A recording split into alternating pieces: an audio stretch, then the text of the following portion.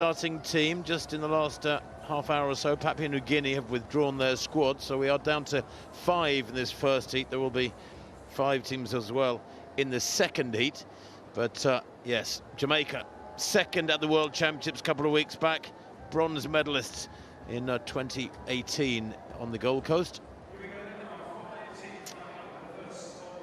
And Botswana go in this one as well. Their squad.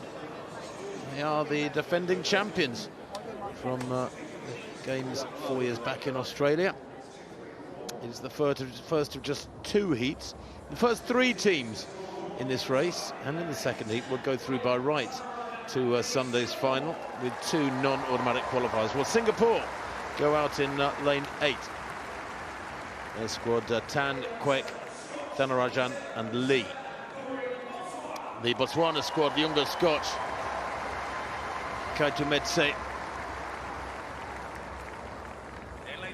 Pesela and Ndori. And then the Zambians, well, their best 3:05.25. They go in lane 6. Nyambe, Luchembe, Mulenga and Samukonga, their quartet. The Jamaicans, well, the bronze medalists 4 years back, always strong with the baton. Bartley, Cox, Anderson and Francis. And then the Nigerians in lane 4, Namani, Nathaniel again, and Adeyemi is their quartet.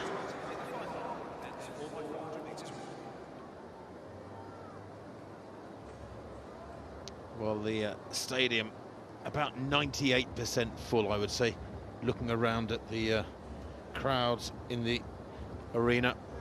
It is a wonderful level of attendance for each of these morning and afternoon sessions. Of course, tomorrow morning's session concludes with the men's 1500 meters final, and this session this morning, no actual finals. The decathlon, of course, is a final all the time as it rolls through its 10 disciplines.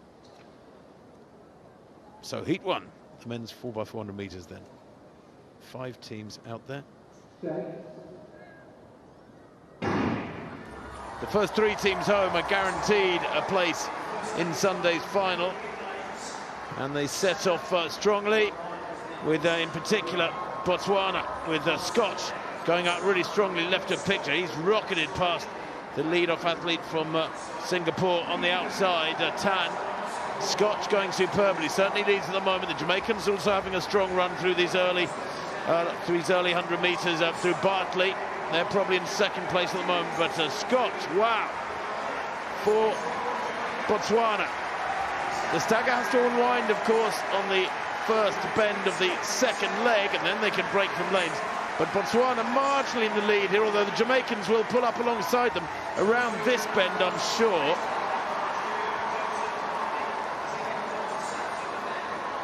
Jamaica in second, going well. Nigeria on the inside in the green there, and beginning to move through now. Zambia down the outside. It's outside. Still 4 teams very much in this. Singapore struggling at the back.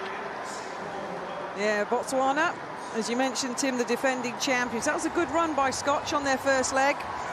And it was also a good run by Bartley of Jamaica. And now we have the battle. A reminder, just the first 3 guaranteed a place in that final on Sunday. Botswana then with their second leg runner, Maseso, running well, but he's being overtaken by the Jamaican Cox. Well, the second changeover, they're less critical in 4x400 meters, but it is the Jamaicans who lead. Anderson it is on this third leg for Jamaica. Botswana closing up on them. Pesela for Botswana in the light blue in second place. The gap has stretched a little bit back to Nigeria. Nathaniel on this third leg for Nigeria will try to close on the leading 2 teams, but out in front, Anderson pushing on really strongly through 200 meters. 1, 2, 3, 4. Remember, only 3 teams go through by right. No time for tactics generally in this sort of race. The Jamaican, Anderson still leading with 3 meters lead on the Botswana in second, Nigeria in third. Yeah, the final changeover. Athletes are put in the position of where their incoming runner is at the 200-meter point and cannot move. It doesn't matter whether there's any changes down the home straights. The athletes have to take the battle in that position, and it's still a battle between Jamaica and Botswana, and this is a good leg here. Ndori for Botswana, onto the shoulder of Siobhan Francis. And look behind now, Zambia are absolutely flying. Sumakonga, of course they've got him on that last leg. Botswana leading from Jamaica. Zambia in third. Nigeria struggling now. Nigeria in a little bit of trouble here. They're not going to get an automatic qualifying spot unless Adeyemi can kick hardly down the home straight. Botswana looking superb. They are the defending champions. Jamaica giving them a run for their money here. Backwards to the line. They've got 2 days rest until Sunday. But Botswana take it from the Jamaicans. Zambia in third. Nigeria in fourth. Singapore come home a distant fifth. And the winning time there, well, 3:05.11 for Botswana. A little bit of pride at stake there. The lanes don't matter nearly as much for the final, of course, as in semi-finals, the individual 400, you do see people battling for the win. But in the 4x400 metres relay, Kath, was that a little bit extravagant and unnecessary, that battle for the win? Lane draw does come into account, as we know, when you go forward to a final. I'm just glad to see Samu Konga back on the final leg for Zambia, because let's not forget, he went off after his 44.89 fastest qualifying time in the men's 400 metres in a wheelchair, and we were worried about the condition, and look at the ground that he covered. This changeover points, Tim, a little bit of traffic, isn't there, with the changeover, and Jamaica were in control and battling with Botswana, and then all of a sudden it all got really tasty towards the end.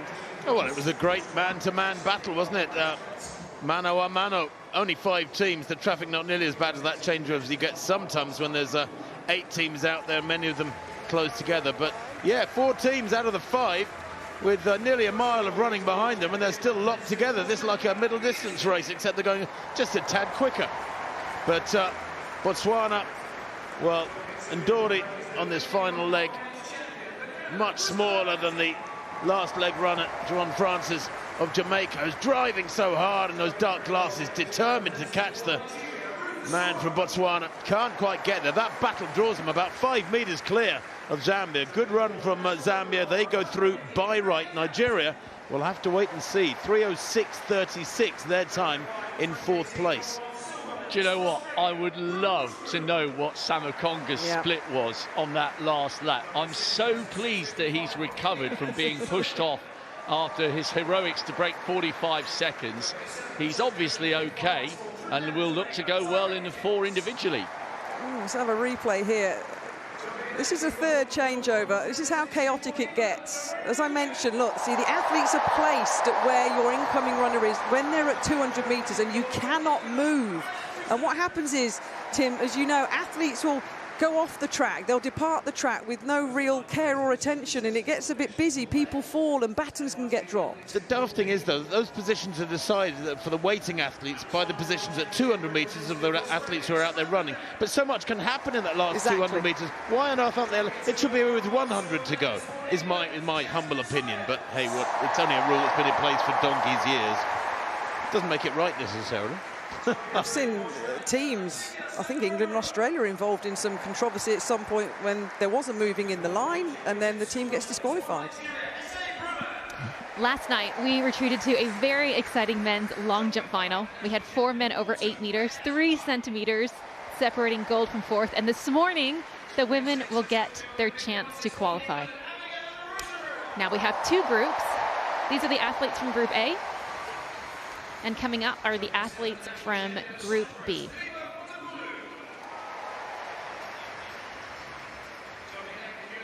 Now there are 18 women looking to qualify, which means we are going to be losing 6 athletes this morning.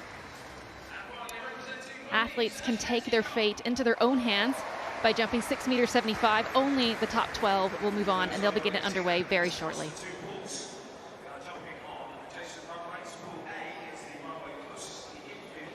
Well, let's take a look at the result of that first heat of the men's 4x4. Botswana, Jamaica, Zambia. They go through by right. Close battle between Botswana and Jamaica. That'll be another little dust-up come the final. Little private battle going on there. Nigeria, we'll have to wait and see if they go through. We are starting with the youngest woman in the field, Helia Smith of Jamaica. She jumps first in Group A.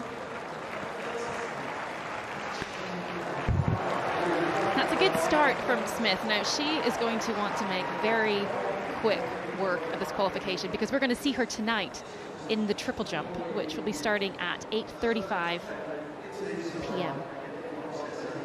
It's quite a tough automatic qualifying distance, 6 meters 75, which is way off the board there.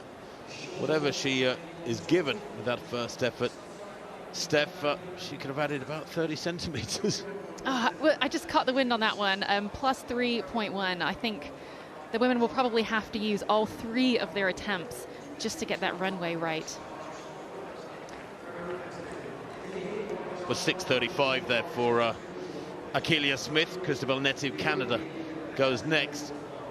But of course, a really strong tailwind can be problematic, can't you? We'll jump big, Steph, as you know full well. But actually, it makes getting a run up right and hitting the board that much more difficult. I think the thing it does psychologically is you lose a little bit of confidence in that runway, which just as soon as you start doubting or second guessing yourself, that's when you start to run into problems.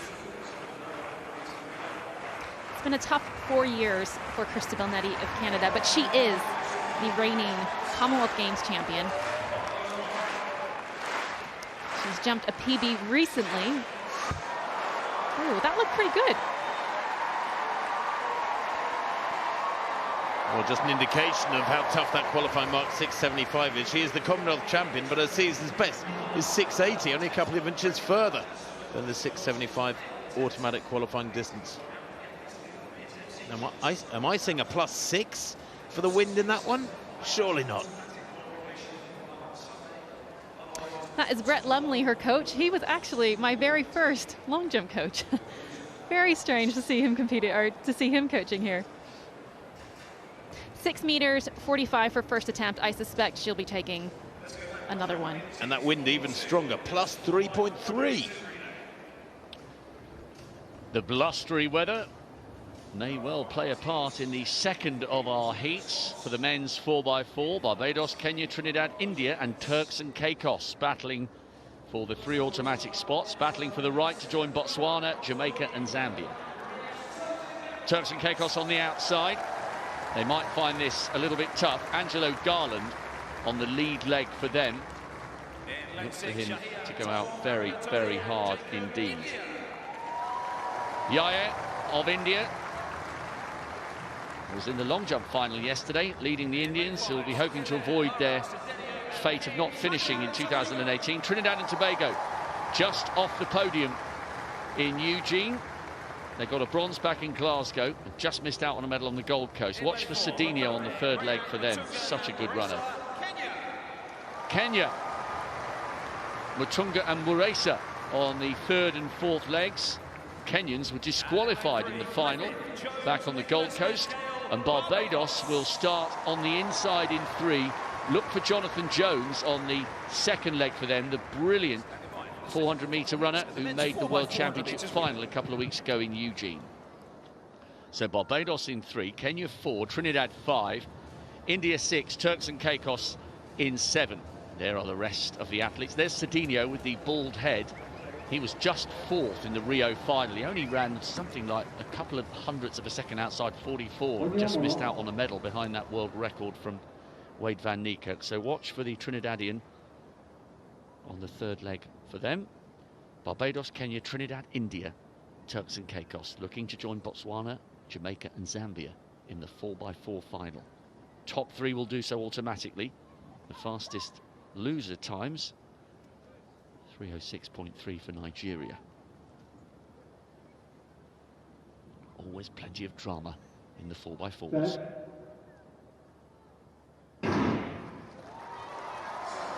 A tough first leg. Good start from Makobi, the Kenyan, trying to close up on Dwight St. Hilaire. And Yaya, the Indian long jump specialist, has gone past Garland from the Turks and Caicos. We would have expected that. Now St. Hilaire coming round that bend and putting the Indian under pressure, with Makobi of Kenya closing in on the Trinidadian. The other 2 teams quite a way out of this at the moment. A disappointment from the Barbados athlete. I wonder if he's got an injury, Griffith. He's virtually coming to a standstill. Trinidad, Kenya, India, and then a long way behind the Barbadian quartet. Turks and Caicos also just about level with them. I wonder whether there was a problem there. I'm not sure what it was, but Barbados have got a mighty job to try and get back in contention. Down the back straight, this is really good from Lara, with Ryan of Kenya trying to close him down. It's pretty spaced out, isn't it, this second heat? Trinidad and Tobago putting his foot down on the second leg. Lara pulling away from the Kenyan. A little breakaway of two teams here. Hands held high by the incoming runner. I'm here, mate. Pass me the baton. Cedinho from Matunga. And now we have Nicholas for Barbados. That was a brilliant second leg from Jonathan Jones, who's got 800 metre speed to burn, and he's got the Barbadians right back in contention. They're in third, with Variathodi of India bringing them into the mix, and 4 into 3 doesn't necessarily go, although remember the Singapore's time from the first of the semi-finals was quite weak, so we may well get all 4 of these teams through. Cedinho, though, he's such a mighty looking athlete, coming up past the shoulder of Matunga, and look at this leg by the Barbadian Nicholas. India still in the mix in this one, passing over. That's nice and clean. A faller in the background as the baton's passed over. Kenya now, Matunga. Looking good here, but as you say, Rob, 4 into 3 doesn't go. The different styles of baton carrying. Look at it down the back straight. 250 to go, an absolute tear-up expected here for these automatic 3 places. Well, this is a great recovery by Barbados, who were dead last at the end of the first leg. Gale looking to bring them home securely in the top 3. The reality is, on time, all 4 of these teams should make it, but they'll want to make absolutely certain. Great finish by Muresa, showing fabulous speed endurance here. Kenya from India and Trinidad and Barbados just miss out on the automatic spot, finishing in 4th. But judging by the winning time of 3:06 plus bits, it will be Barbados and Nigeria as the non-automatic qualifiers, as Reyes, the anchor leg runner for Turks and Caicos, gets a great reception. Cedinho ran well on the 3rd leg for Trinidad, as we thought they would. The Kenyans came through. Excellent finish from Muresa. And one of the best legs of all was Jonathan Jones of Barbados on the 2nd leg for them, getting the island right back into contention. And I know they didn't take an automatic spot, but 3:07.23 will be good enough for them to go through as non-automatic qualifiers. Yeah, always exciting, the relays. And as you say, Muresa of Kenya took the baton from Matunga from the 3rd leg. And the shortest in that little battle there between the final leg athletes, but the Kenyan powering through. The penultimate event of the track action here at the Commonwealth Games will be the men's 4x400 metre relay on Sunday. It's always eagerly anticipated. The Barbados athlete Gale on the last leg. He was full out. He had nothing left, Rob. And let me tell you, there's nothing worse with 50 metres to go in a 400 metres and thinking I'm running on empty here. His eyes are in the sky for Gale. For that 3:07.23 run, as you say, will get them into the final. Kenya again, though, looking strong. Well, and I wonder whether they'll bring Emmanuel Correa in for the final. He'll be hugely disappointed that he was disqualified for stepping on the inside of the line in the heats of the individual 400. Muresa ran really well there. The 2 legs that I'd love to see times for were Jonathan Jones of Barbados on the 2nd leg in this semi-final for Barbados, and Zakonga of Zambia on the 3rd leg, on the anchor leg for them in the first of the semi-finals. They were eye-catching legs, that's for sure. And Cedinho ran really well for Trinidad on the 3rd leg in this race. Well, all the athletes have transponders that sit behind their front bib, which gives us statistical information. It's not an official timing system, but we saw trouble with one of the decathletes yesterday morning when our 100-metre heats were slightly delayed. So transponders give us that information, so hopefully we'll find that out, because they were flying, Rob. He'd take one of the non-automatic places. The other went to the 4th place team in the opening heat, Nigeria. So this is how they will line up for the final. What a great showdown it promises to be. There was virtually nothing in it between Botswana and Jamaica. When you throw in the last leg heroics of the Zambians and you bring the Kenyans into the mix, perhaps with Emmanuel Carrere and maybe Trinidad and Tobago, bring in Jareem Richards, the world indoor champion over 400 metres. Barbados with Jonathan Jones. Great final in prospect on Sunday night in the men's 4x4.